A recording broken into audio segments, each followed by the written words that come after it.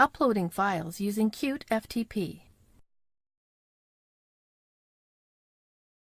This tutorial assumes you already have CuteFTP and have it running on your computer, but not connected to another server. Now let's learn how to upload or transfer files from our computer to a remote server. Click the Site Manager button. Select the site we want to connect to. Then click Connect. Click OK. That's it. We've successfully established an FTP connection with demo345.com and now have two windows open.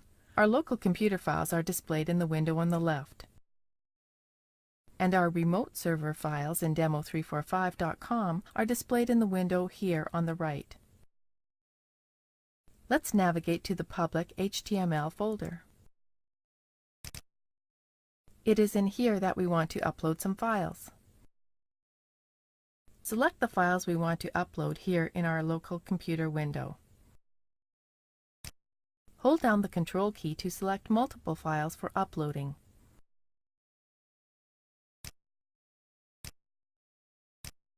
When ready, click the upload icon here to start transferring the files to our remote server. That's it. We've successfully uploaded the selected files to the remote server, and they are also displayed here in the remote server window. To demonstrate how to download files, we'll first remove a file from our local computer. Highlight the photo.html file and delete it. Click the Delete icon here. Click Yes to confirm. Now let's download the photo.html file from the remote server to our local computer.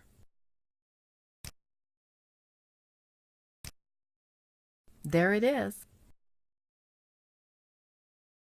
To close the connection to the remote server, click the disconnect icon here. This is the end of the tutorial. You should now know how to establish an FTP connection with CuteFTP and upload or transfer files to from your local computer.